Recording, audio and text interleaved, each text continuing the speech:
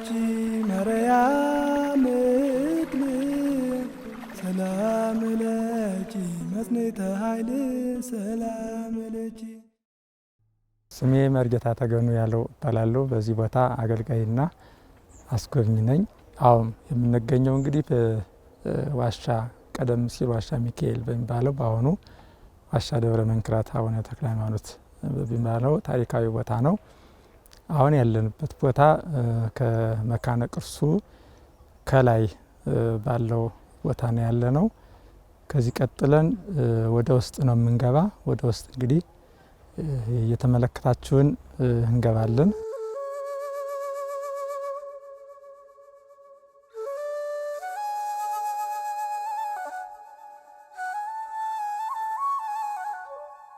ይኸው ወደ መግቢያው እየተቃረብን ነው።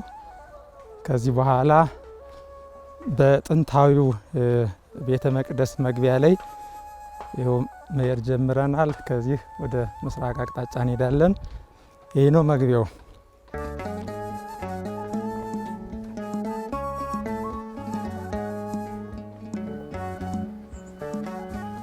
ይሄ የምትመለከቱት ዋናው መግቢያ ነው። እንደምታዩት በአካላት ላይ የተሰራ ወጥ የሆነ መግቢያ ነው።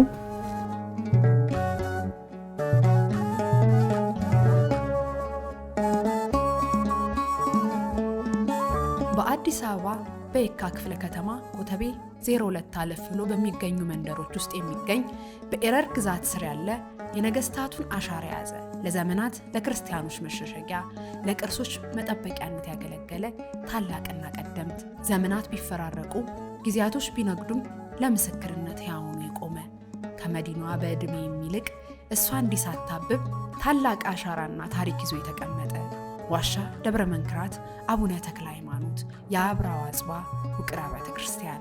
አሁን ወደ አጸደ ቤተክርስቲያኑ ግቢ እየደረስን ነው። ከአጸደ ቤተክርስቲያኑ ላይ ደግሞ አንድ የተለየ ቋጥኝ አለ። ይሄ ቋጥኝ እንግዲህ ውቅር ቤተክርስቲያኑ ሲሰራ ብዙ ነገር አካሉ እዚህ ወደ ውጭ ሲወጣ እዚህ አካባቢ የምትመለከቱት እንግዲህ እንደ ሐውልት ሆኖ የቀረ አለት አለ።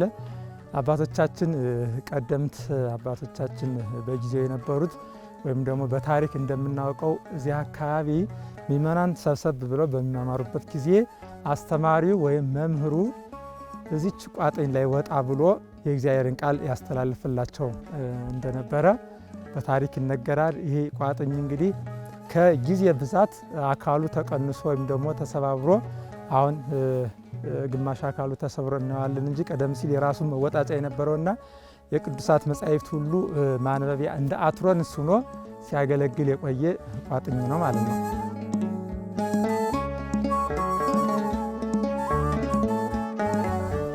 ይሄ ሁለተኛው የቅኔ ማህሌቱ መግቢያ ነው። በጣም የሚገርመው ይህ ቦታ የ1697 ዓመት ያስቆጠረ መካነ ቅርስ ነው።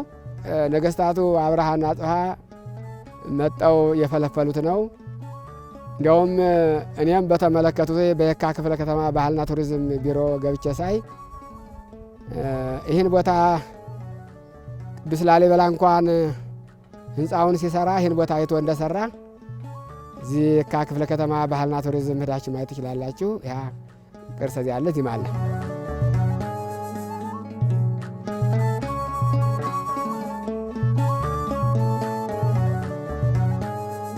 ኢትዮጵያ የጥበብና የሃይማኖት መገኛ ናት። ከጥበቦች ሁሉ በላይ ደግሞ ከአለት ተፈልፍለው የታነጹት ቅዱሳት መካናት የሀገሪቱን ታላቅነት በዝምታ ይመሰክራሉ። በታሪካችን ቅዱሳን ነገስታት ወደ 44 የሚጠጉ ድንቅ ፍልፍል አብያተ ክርስቲያናትን ለትውልድ አውርሰዋል። ከነዚህ ረቂቅ የጥበብ ስራዎች መካከል አንዱ ስሙ በቀዳሚነት ይነሳል።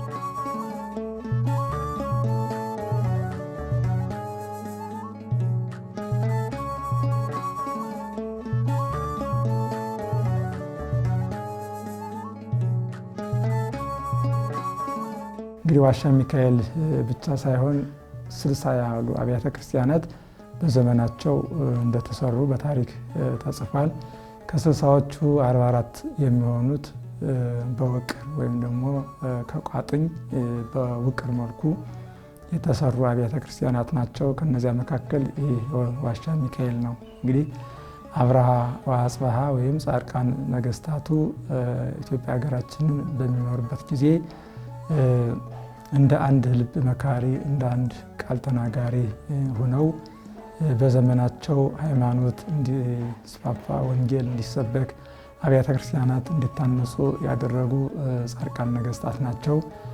አባቶቻችን አብርሃ ወአጽብሃ ሀገራችን ኢትዮጵያ በሚኖርበት ጊዜ በተቀደሰው ዕጣ መሰረት ወይም ደግሞ እንደ ሐዋርያቶች ዕጣ ተጣጥለው መሀሉ አገር ለአጽብሃ የሰሜኑ የሀገራችን ክፍል ለአብርሃ ሲደርስ አጽብሃ ወደ መሀል ሀገር ሲመጣ ታቦተ ቅዱስ ሚካኤልን ይዞ መጥቶ ስለነበረ ታቦተ ቅዱስ ሚካኤል በዚህ ቦታ አርፎ እግዚአብሔር በዚህ ቦታ እየተመሰገነ እስከ 9ኛው መቶ ክፍለ ድረስ ደርሷል ማለት ነው። በአራተኛው ክፍለ ዘመን መጀመሪያ ላይ ደጓ ንግሥት ሶፊያ በብዙ ጸሎትና እንባ በሱባዔ ተጠምዳ ሳለች አንዲት ድንቅ ራእይ አየች። በኢትዮጵያ ተራራ ላይ የበቀለች ፍሬዋ የሞላና ቅርንጫፎቿ ምድርን የሸፈኑ ግርማዊ ዛፍ የብርሃን ልብስ የለበሰው የመላእክት አለቃ ቅዱስ ሚካኤል የራእዩ ምስጢር እንዲህ ሲል ፈታላት። ዛፏ ወንጌል ናት፣ ተራራዋ ኢትዮጵያ፣ ቅርንጫፎቿ መምህራን፣ ፍሬዋም ቅዱስ ሃይማኖት ነው። ያየሻቸው 2 መሰላሎችም ማኅፀንሽ የሚያፈራቸው ለሀገር ብርሃን የሚሆኑ ልጆችሽ ናቸው። በዚህ ቅጽበት ለንጉሥ አዝሬም መልአኩ ተገልጦ እግዚአብሔር የሰጠህ እነዚህን ዕንቆች ተቀበል ሲል አበሰረው። ታኅሳስ 29 ቀን 312 ዓ.ም በኢትዮጵያ ምድር ላይ ድንቅ ተአምር ሆነ። ንግሥት ሶፊያ መንታ ሕፃናትን ወለደች። እነዚህ ሕፃናት ገና ከማኅፀን በጸጋ የተመሉ ነበሩ። እንደ ሕፃናት ከማልቀስ ይልቅ አንዱ ለሌላው ቅድሚያ በመስጠትና በፍቅር ተሳስረው የአባቶቻችን አምላክ እግዚአብሔር ይመስገን እያሉ ፈጣሪን እያመሰገኑ ወደዚህ ዓለም መጡ። እነዚህ ጻድቃን ነገስታት አሁን እኛ እንዳለንበት ጊዜ ሳይሆን የራሳቸው መጓጓዣ የነበራቸው ከእግዚአብሔር የተሰጣቸው መጓጓዣ የነበራቸውና እነሱ በየትኛውም ጊዜ በየትኛውም ቦታ የሚገኙ ነበሩ ማለት ነው። አንደኛው ወደ መሀል ሀገር መጣ ስንል አንደኛው ወደ ሰሜን የኢትዮጵያ ክፍል ነበር ስንል እንግዲህ ተለያዩ ማለት አይደለም። ልክ እንደ ሐዋርያት ዕጣ ተጣጥለው ሐዋርያት በአጽናፈ ዓለም ወንጌልን ሲያስተምሩ ያው ቃሉ አንድ ነው። እነሱ በአጽናፈ ዓለም ተበትነው ወንጌልን እነዚህ ጻድቃን ነገስታትም እንግዲህ እንደ አንድ ልብ መካሪ እንደ አንድ ቃል ተናጋሪ ሆነው እግዚአብሔር ባዘዛቸው ቦታ ሁሉ ይገናኙ ነበር ማለት ነው። ህዝቡን ሲመገቡ፣ ህዝቡን ሲመሩ በየትኛውም ቦታ ያችን ሰፊዋን ኢትዮጵያን ሲያስተዳድሩ እየተገኙ ነው ማለት ነው። ከቅድስና ጋር እንደ ስማቸው ጻድቃን ነገስታት እንዳልናቸው ወይም ደግሞ ሰማዕታት ነገስታት እንዳልናቸው በታሪካቸው እንደተረዳ ነው። እነዚህ ጻድቃን ነገስታት በጊዜው ወይም ደግሞ በኢትዮጵያ ታሪክ 2 ንጉስ በአንድ ጊዜ ያልነበረበት ጊዜ፣ ነገር ግን የእግዚአብሔር ፈቃድ ሆኖ በእግዚአብሔር ፈቃድ እነዚህ ጻድቃን ለኢትዮጵያ ያበሩ እንደ ስማቸው እንግዲህ አብርሃ ማለት አበራ ማለት ነው። አጽብሃ ማለት ደግሞ አነጋ ማለት ነው። ስማቸው እንደሚነግር እንግዲህ አብርሃ ለኢትዮጵያ አጽብሃ ለኢትዮጵያ ማለት ነው። ያን ደግ ጊዜ ወይም ደግሞ ሚመኑን ከእግዚአብሔር ጋር አገናኝተው የእግዚአብሔር መንግስት ያወረሱ ጻድቃን ነገስታት ናቸው። እንዳጠቃላይ መሪው ከነተመሪው የበረከት ጊዜ ወይም ደግሞ የጽድቅ ጊዜ አሳልፎ የእግዚአብሔር መንግስት የወረሰበት ጊዜ ማለት ወይም ደግሞ ወርቃማው ጊዜ የአብርሃ አጽብሃ ጊዜ ነው ማለት ነው።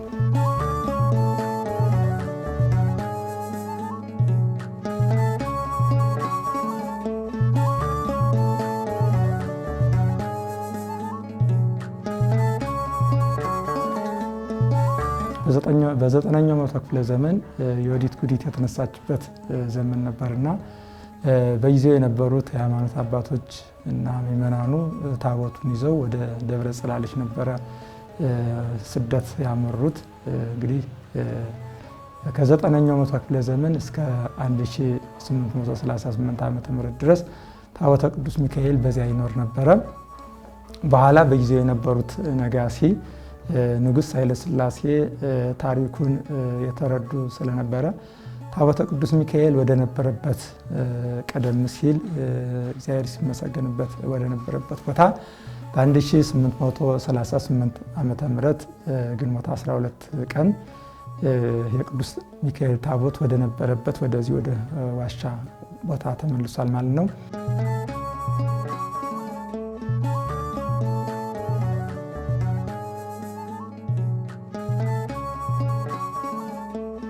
ከውስጥ እንደገባን ከዚህ ከምሰሶው ወደዚህ ያለው እንግዲህ የቅኔ ማህሌት ነው። የቅኔ ማህሌቱ በግድግዳ ሳይሆን በምሰሶና በመጋረጆ የተከፈለ ነበር ማለት ነው። ከዚህ ቀጥለን ደግሞ ወደ ቅድስቱ የምንሄድ ይሆናል።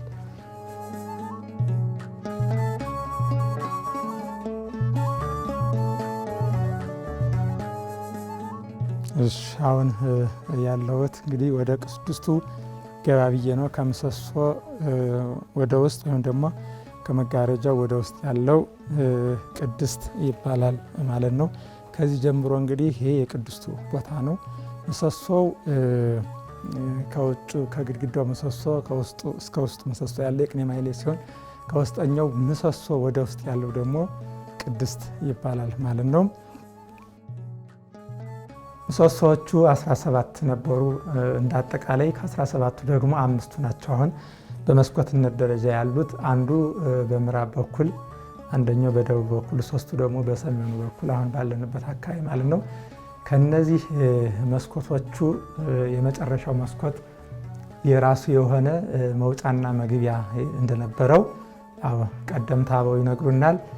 በዚህ መስኮት የሚገቡትና የሚወጡት እንግዲህ በዘመኑ ካህናት አባቶች የክርስትናን ወይም ደግሞ ስርዓተ ጥምቀትን የሚያከናውኑበት ቦታ ይህ እንደነበረ ከጻድቁ ስዕል ግርጌ የጸበል መቀመጫ ወይም ደግሞ ጸበል የነበረበት ቦታ ሲሆን ሕፃኑን ያጠምቁበት የነበረና ሕፃኑን ደግሞ ካህናት አባቶች በዚህ አሳልፈው ለወላጅ እናት ወይም ደግሞ ለክርስትና እናት ለክርስትና አባት የሚሰጡበት መስኮት ነው። ይህ መስኮት የራሱ የሆነ መወጣጫ አለው። ለምሳሌ እዚህ ጋር የምታዩት እንግዲህ ይኸው መወጣጫ አለው። በውጭ በኩልም መወጣጫ አለው። አጠቃላይ ይህ አካባቢ እንደ ክርስትና ቤት ተብሎ ተሰይሟል። ሌላው እዚህ አካባቢ ወደ ጥግ ላይ ገባ ገባ ብሎ እንዲሁ የተዘጋጁ ለስዕላት መቀመጫ፣ አሁን ላይ ለስዕላቱ መቀመጫ ነው። ነገር ግን ቀደም ሲል አካባቢው ጨለማ በሚሆንበት ጊዜ መብራት ያስቀምጡበት እንደነበረ ይነገራል ማለት ነው። ቀደም ሲል ቀስተ ደመና ነበረው። ከ44 የሚደርሱ ቀስተ ደመናዎች ነበሩ ብያቸዋለሁ።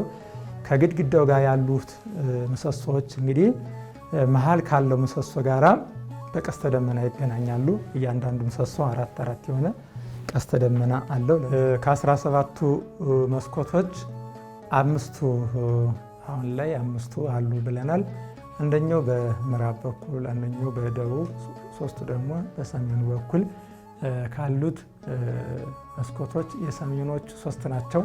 አሁን እዚህ ጋር የምናየው እንግዲህ ከውጭ ወደ ውስጥ ብርሃን የሚገባበት የመስኮት ክፍል ነው ማለት ነው። ከምስራቅ አቅጣጫ ወደ ምዕራብ አቅጣጫ ስንመጣ ሁለተኛው መስኮት ይሆናል ማለት ነው። ያው ይሄን እያየን እንቀጥላለን። የውጨኛው ምሰሶ ከውስጠኛው ምሰሶ ጋር የሚያገናኘውን ቀስተ ደመና እናያለን ማለት ነው። ቅድም እንዳልኩት እዚያ አካባቢ ያልፈረሰውን ነው እያየን ያለን። የፈረሰውን የምንስለው ባልፈረሰው ነው። ባይፈርስ ኑሮ እዚያ አካባቢ ያሉት ሁሉ በሙሉ ምሰሶዎች ቁመው እያንዳንዱን ቀስተ ደመና ማየት እንችል ነበር። ነገር ግን ያለውን ለምሳሌ ይሄ ቀስተ ደመና ከዚህ ጋር መጥቶ ይገናኛል ማለት ነው። ይህ ፍልፍል ቤተ ክርስቲያን 30% በሚባል ደረጃ እንዳልተጠናቀቀ ጥናቶች ያሳያሉ። ቤተ ክርስቲያኑ በ12ኛው ክፍለ ዘመን፣ አንዳንዶች እስከ 4ኛው ክፍለ ዘመን ያደርሱታል፣ ከአንድ ወጥ ድንጋይ የተወቀረ ሳለ በጦርነቱ ወይም በሌሎች ምክንያቶች ሳይጠናቀቅ እንደቀረ ይገመታል። 30 በመቶ ያህሉ አልተጠናቀቀም የሚለው መረጃ ከቤተ ክርስቲያኒቱ የግንባታ ቅጥና ካልተቀረጹ የውስጥ ክፍሎች በመነሳት የሚሰነዘር የጥናት ግምት ነው። ከ1838 እስከ 1878 ዓ.ም ድረስ ታቦተ ቅዱስ ሚካኤል በዚህ ቦታ አርፎ እግዚአብሔር እየተመሰገነ በነበረበት ጊዜ በጊዜው የነበሩት ንጉሠ ነገሥት አፄ ምኒልክ ወደዚህ ቦታ የመጡበት ጊዜ ነበረ። በዛን ጊዜ ንጉሱ ይህን ቅዱስ ቦታ አይተው ምንድነው ያስተላለፉት ትእዛዝ? ታቦቱ ከዚህ ወጥቶ መቃኞ ተሰርቶለት በመቃኞ ለ5 ዓመታት ያህል እንዲቆይና ከዚህ ተነስቶ ወደ የካ ወደሚባል ቦታ አርፎ በአሁኑ ያው የካ ቅዱስ ሚካኤል እየተባለ ይጠራል ማለት ነው። እንግዲህ ይህ የሆነበት ንጉሱ ለጊዜው በመቃኞ እንዲቀመጥ ያድርጉ እንጂ በኋላ ከዚህ ተነስቶ ወደ ታች የሄደበት ምክንያት ሚመናኑ በርካታዎቹ የነበሩት ከታች ስለነበረ በዚህ በአካባቢ ደግሞ የሚኖሩ ሚመናን በቁጥር አነስተኛ ስለነበሩ በአንድ ላይ ለመገልገል ሲሉ ሚመናን ያቀረቡት ጥያቄ ታቦቱ ከዚህ ወደ ታች ሂዶላቸው እዛ በተሰራው ቤተክርስቲያን አርፎ እነሱ እንዲገለግሉና እግዚአብሔር እንዲመሰገን ስለፈለጉ በ1883 ዓ.ም ከዚህ ሂዶ የካ ከሚባል ቦታ ላይ አርፎ በአሁኑ የካ ደብረ ሰሊጥ ቅዱስ ሚካኤል እየተባለ ይጠራል ማለት ነው። እንግዲህ ከዛን ጊዜ ጀምሮ ዋሻ ሚካኤል የሚለው ስያሜ ያው የካ ቅዱስ ሚካኤል የሚለውን ስያሜ ይዞ እስካሁን ይገኛል።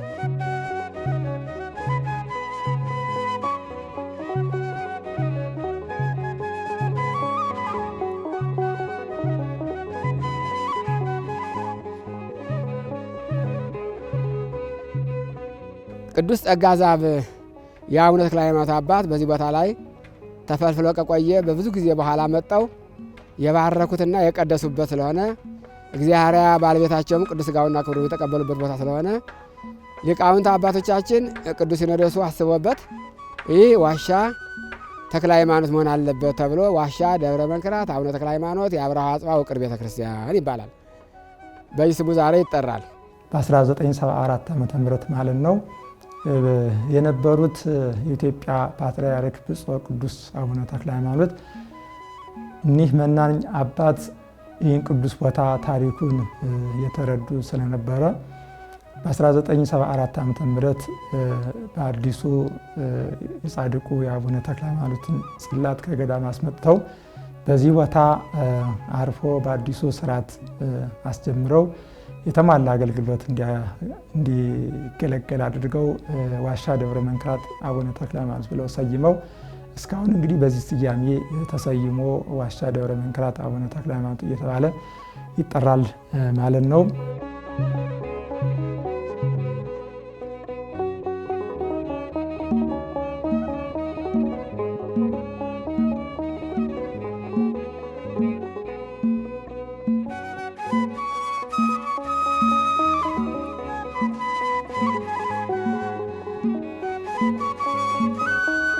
ሌላው ይህ ቅሬታ አካል ነው። ይህ ቅሬታ አካል ቤተ መቅደሱ ከ1928 እስከ 1933 ዓ.ም በተመታ ጊዜ በውስጡ ካህናት አባቶች ነበሩ። ካህናት አባቶች መሆናቸውን የሚያመለክት እንግዲህ አብሯቸው ከአጽማቸው ጋር የተገኘ አንድ የእጅ መስቀል አለ። ይሄ አንድ እንግዲህ ምስክር ነው እና 3 አባቶች እንደሆኑ የሚያመለክት የጭንቅላት ቅሬታ አካል አለ። ከላይ የምታዩት እንግዲህ ከአንገት በላይ የነበረ ሰውነት ቅሬታ አካል ነው። ከዚህ ደግሞ ከዚህ ከትከሻ በታች የሆነ ቅሬታ አካል ማለት ነው። ቤተ መቅደሱ በተመታ ጊዜ ምሰሶው ይዟቸው ሲወድቅ ያው እስከ ቅርብ ጊዜ ድረስ አጽማቸው ሳይፈራርስ በዚህ መልኩ ስለተገኘ በዚህ ሳጥን በክብር ተቀምጧል ማለት ነው። የነሱ ቅሬታ አካል ነው።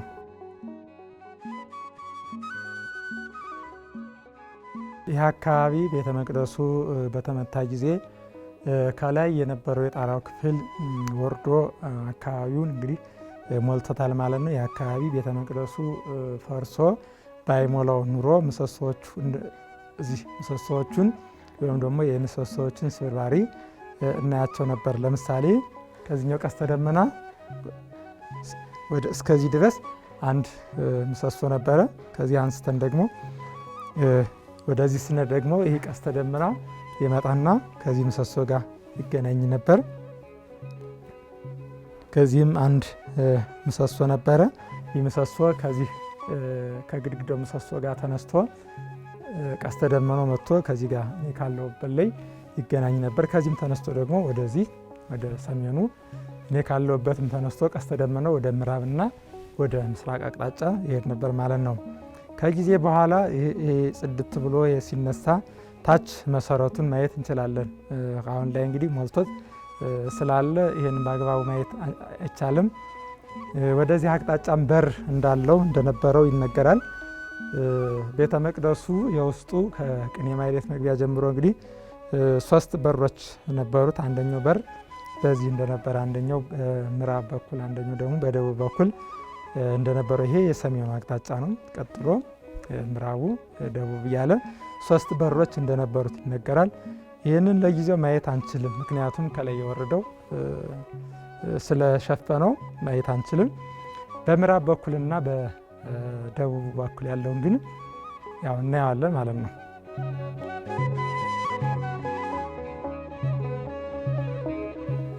ከነበሩት ምሰሶዎች እንግዲህ እነዚህ ምሰሶዎች ሳይሰባበሩ ያው ከሞላ ጎደል ቆም ብለው እናያቸዋለን ማለት ነው። በጊዜው እንግዲህ ራሳቸውን የቻሉ ምሰሶዎች ያንን ግዙፍ የነበረ የጣራ ክፍል ተሸክመው የነበሩ ምሰሶዎች ነበሩ። እርስ በርሳቸው ደግሞ በቀስተ ደመና የሚገናኙና ተባብረው የጣራውን ክፍል ተሸክመው የነበሩ ምሰሶዎች ናቸው። ከዚህ እንግዲህ ጀምሮ ወደዚህ ስንሄድ ይህ ምሰሶ ያው በጊዜው ጉዳት ሲደርስበት ተሰብሮ ያው ከግማሽ አካሉ በታች እንግዲህ ሩቡ ነው ያው እዚህ ጋር የምናየው። ይህም እንግዲህ አንዱ የምሰሶው ጉማጅ ነው ማለት ነው። እያለ እንግዲህ እግድም እንሄዳለን። እግድም ስንሄድ ከዚህ ጋር የምናገኘው በዋናው መግቢያ ፊት ለፊት ከምናገኛቸው ምሰሶዎች ይሄ ደግሞ በጽዳት መልኩ ያው በጊዜው መንገድ ሲዘጋ ከዚህ ተነስቶ ወደ ውጭ ተወግዶ ነው ማለት ነው። ይህም አንድ ምሰሶ የነበረበት ነው።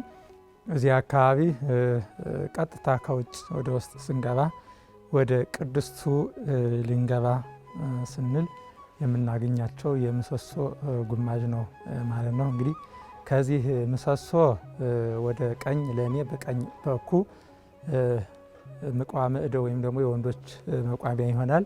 ከዚህ ወደ ግራዬ ያለው ደግሞ ምቋመ አንስት ወይም ደግሞ የሴቶች መቋሚያ ይሆናል ማለት ነው። ከዚህ ከተጎምዶ ወይም ደግሞ የምሰሶውን ጉማጅ ስሩን ከምታዩት ወደዚህ አቅጣጫ አጠቃላይ የሴቶች መቋሚያ ይሆናል ማለት ነው። ከዚህ ላይ የምናየው የጣራው ክፍል ተሰብሮ ከዚህ ላይ ወድቆ እናያለን። ይሄ በሙሉ እንግዲህ የጣራው ክፍል ወይም ደግሞ የጣራው አካል ማለት ነው። በጣም እጅግ ግዙፍ የሆነ ከዚህ ላይ መጥቶ ተቀምጧል። ይሄ የውስጠኛው አካል ነው። ከውስጥ ወደ ላይ የምናየው አካሉ ነው ማለት ነው። ይሄ በዚህ አካባቢ እንግዲህ የተለየ ነገር የሚኖረው የኪነ ህንፃው መሰረቱን በደንብ በአግባቡ ማየት እንችላለን ማለት ነው። ኪነ ህንፃው ምን እንደሚመስልና ከታች ከመሬቱ ጋር ወይም ደግሞ መሬት ላይ ካለው አለት ጋር እንዴት እንደተያያዘ የሚያሳየን ገጽታ አለ ማለት ነው። እንደምታዩት የተቀጠለ ነገር የለም። የራሱ ወጥ የሆነ አለት መሬት ላይ ካለው አለት ጋር የተያያዘ ሆኖ እናያለን ማለት ነው። ይህ በሙሉ ስብርባሪው ከላይ የወረደው ሁሉ ቦታውን ይዞት ያው በአግባቡ ማየት አንችልም እንጂ የሚያሳየን ቢኖር ወይም ደግሞ ይሄ ቢነሳ ኑሮ አለቱን እዛ ጋ ያየነውን አለት ውስጥ ለውስጥ በዚህ እናየው ነበር ማለት ነው። አሁን የምንሄደው እንግዲህ ወደ ቤተክርስቲያኑ ደቡብ አቅጣጫ ሲሆን በዚህ በደቡብ አቅጣጫ አንደኛውን በር እናያለን ማለት ነው። ይሄ በር መጀመሪያ ላይ እንደገባንበት ፍጹም በር የሆነ ማንኛውም ሰው ሊወጣበት ሊገባበት የሚችል በር ነው ማለት ነው።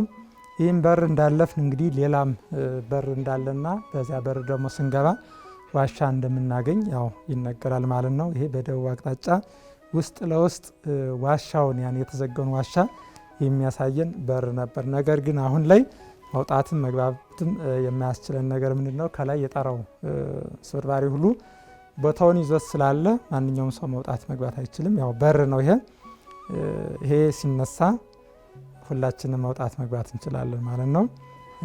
እዚህ አካባቢ ያው እንደምንመለከተው ቤተ መቅደሱ ፈርሶ ነገር ግን ያልፈረሰውን አካባቢ ነው። በዚህ አካባቢ አሁን ላይ ቅዱሳት ስዕላቱ ተቀምጦበት እናያለን። ቀደም ሲል ግን ታቦታቱ ንዋያተ ቅድሳቱ ቅዱሳት መጻሕፍት ሁሉ እዚህ ከፍ ከፍ ካለው ቦታ ላይ ይቀመጡ ነበር ማለት ነው። አጠቃላይ ቤተ መቅደሱ የሚያሳየን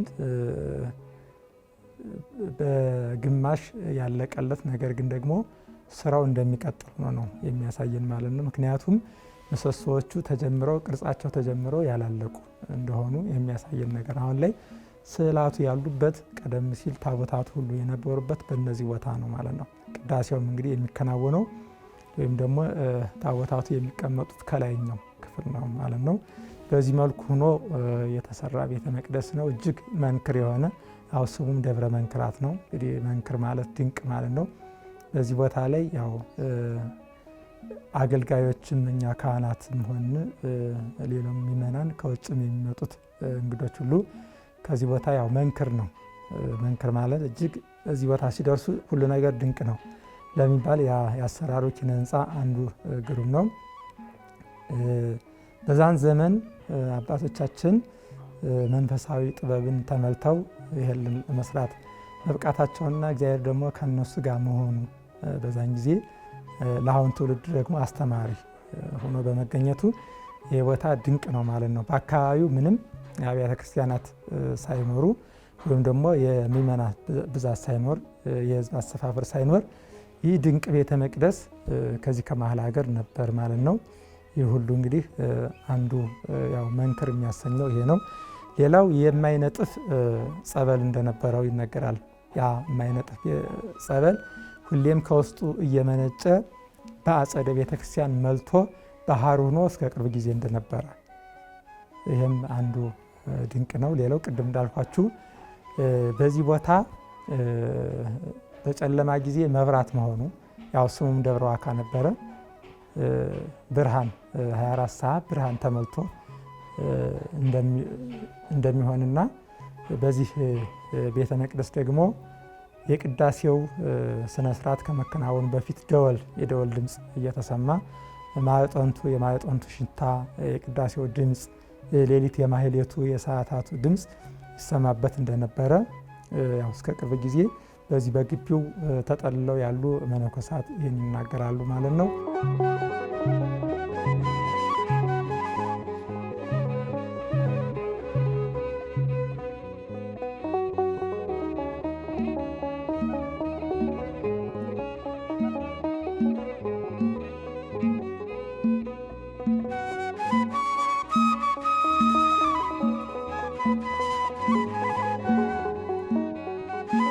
የድሮ ዋሻ ሚካኤል የሚጠራበትን ቦታ በዚህ ቦታ ላይ ህብረተሰቡ መጥቶ ቢማጸን እውር የሚበራበት፣ አንካሳ የሚቃናበት፣ ጎባጣ የሚቃናበት፣ ባልጋ የመጣ በእግሩ የሚሄድበት ቦታ እንደሆነ ማንም ያውቀዋል። እኔ ሱዲን ሀገር ልንገራችሁ አንድ ጥያቄ።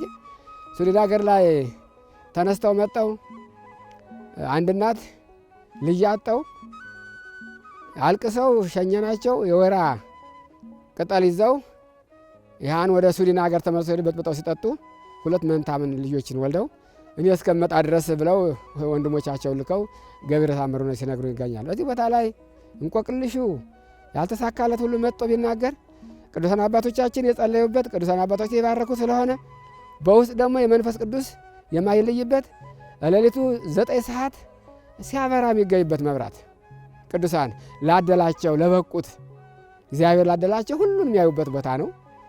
እዚህም በላይ ደግሞ አዲስ አበባ ሳይኖር የኖረ ታላቅ ቦታ ዛሬ አዲስ አበባ 272 አብያተ ክርስቲያናት የሚገኙበት ቦታ ይሄ ቦታ የወለደው ነው።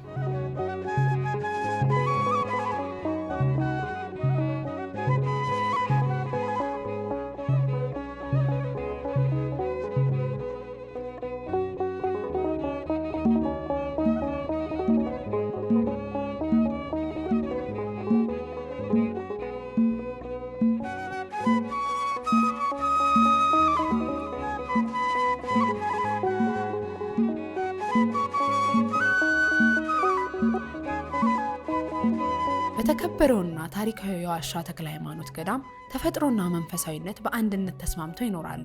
ከገዳሙ ቅጽር ግቢ ሲዘልቁ ሰማይ ደርሰው የሚታዩት እድሜ ጠገብ ዛፎች የዘመናት ምስክሮች ናቸው። እነዚህ ለምለም ዛፎች የክፍለ ዘመናትን ውሽንፍር ተቋቁመው ለቅዱሳኑ ጥላ በመሆንና ለምድሪቱ የሕይወት እስትንፋስ በመለገስ ዛሬም በግርማ ይቆማሉ። እያንዳንዱ ቅርንጫፋቸው፣ እያንዳንዱ ቅጠላቸው የታሪክን ትውስታ የያዘ ይመስላል። የዚህ ስፍራ ምስጢር በዛፎቹ ብቻ አያበቃም። የዓይን እማኞች የሆኑ ባለሙያዎችና ምሁራን እንደሚመሰክሩት በጠንካራ ዓለት ላይ ተፈጥሮ በራሷ እጅ ሳለችው የሚመስል ድንቅ ምልክት ይገኛል። ይህም የአፍሪካ ካርታ ነው።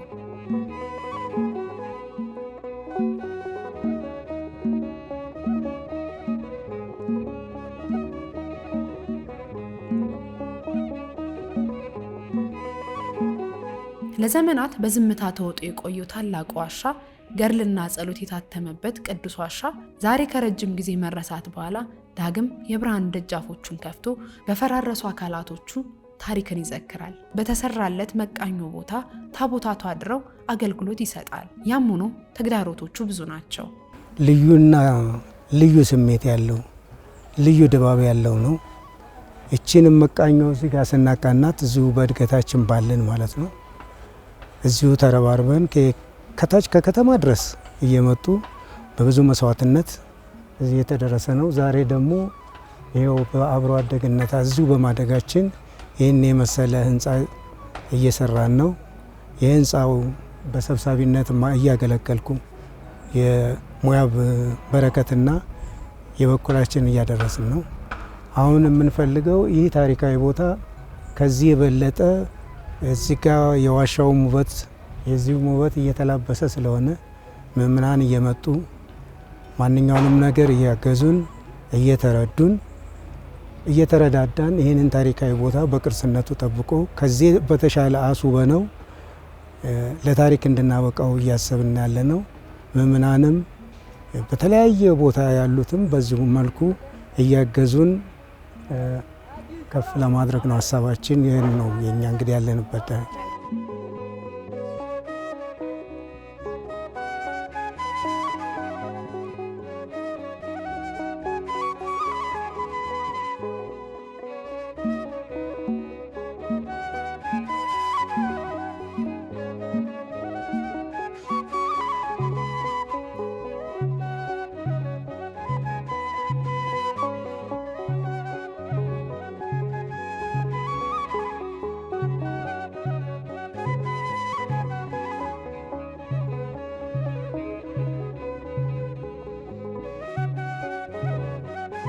አሁን ሙዳይ መጣወት ላይ አንድ ነገር የሚገባ የለም፣ ምንም የለውም፣ ሰው የለም። ግን በአባታችን ካይል በአባታችን ጉብዝና ተክልዬ በመረጧቸው መርጠው ባቆሟቸው በሳቸው ካይል ነው እንጂ ገቢ እዚህ ቤተክርስቲያን ላይ ምንም ነገር የለም። 16 ዓመት እንጨርሽ 17 ዓመት። አሁንም የምንደግሰው ምን መሰላችሁ? ዞረን ዱቄት ለምነን ብር ለምነን ነው እንጂ ምንም የለ እዚህ ቤት ውስጥ ምንም ገቢ የላቸውም እሳቸው። 16 እንጨርሽ 17ኛ ዓመቴን ይዣለሁ፣ ገቢ የለም። ያው እንግዲህ አሁን ይሄን ተጀመረ ማስጨረስ እንግዲህ ምረዱን በተለይ በተስኪያ ሌላው ሐሳብ ይሄ ታለቀ ወዳ ይሄ ሐሳብ ታለቀ ወዳ ሌላ ሐሳብ ብንቀጥል ይሻላል። አሁን ትልቁ ነገር ቤተክርስቲያኑ ይብሳል ብዬላለሁ በራሴ። እንግዲህ ይሄ አሁን የኛ እህል ውሃው ያቅማችንን የሚረዳም ታለ እንዴው ይረዳል፣ ያንኑ ለበረከት የፈለገም ይረዳል። ግን ይሄ አሁን ትልቁ ነገር አሁን ኛ ምረዱን መምናር የሚነጋን ይሄን ቤተክርስቲያን ዳር ማውጣት እንዲህ የቤተክርስቲያን አምሮ እንዲሁ እንዳሳመሩት አባታችን ኪዮታቸው እንዳለልን ቤተክርስቲያኑ ዳሩ እንድታይ ነው የምንፈልገው እኛ።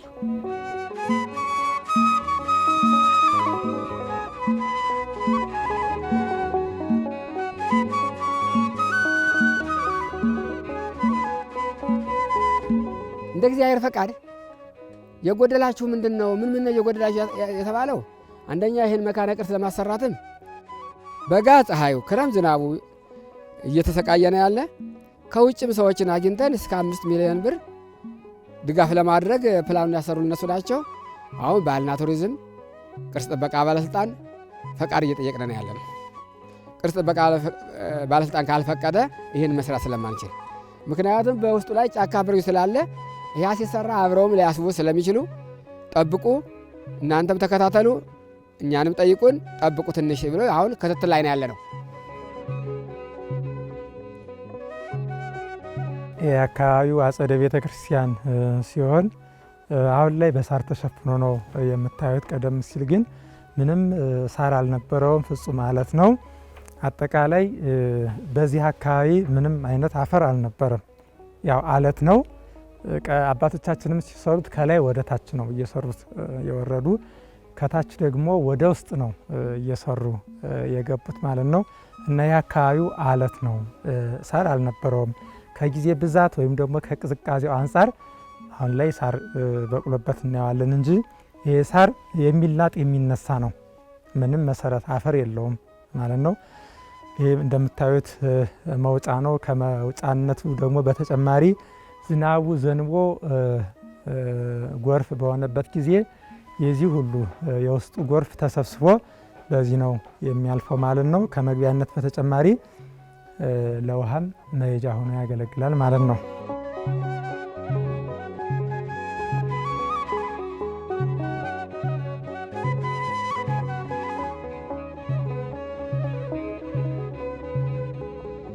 ይህ ስፍራ ትኩረት የሚሻ ምእመናኑን በፍቅር የሚጠብቅ ሰው የራበው በሰዎች ተከቦ ሰው ያጣ እኛ ዝም ብንል ታሪክ የሚናገርለት የቆሙት ቅርሶች ታላቁን የሚናገሩለት ታላቅ ቅርስ ነው። ይህ ስፍራ ተራ ሕንፃ አይደለም። የዘመናት ታሪክን የሰነደ የጥንታውያኑን ነገስታት እምነትና ጥበብ በአለት ላይ የቀረጸ የታሪክ መዝገብ እንጂ። ዋሻ ተክለ ሃይማኖት ከፍልፍል አብያተ ክርስቲያናት መካከል በቀዳሚነቱና በታሪካዊነቱ የሚጠቀስ የኢትዮጵያ ኦርቶዶክስ ተዋሕዶ ቤተክርስቲያን ትልቅ ሀብት ነው። ዛሬም ድረስ ሚስጥሩን ለሚመረምሩና በረከቱን ለሚሹ ክፍት ሆኖ ይኖራል። ዋሻ ተክለ ሃይማኖት የማይነጥፍ የታሪክ ምንጭ፣ የማይታጠፍ የእምነት አሻራ።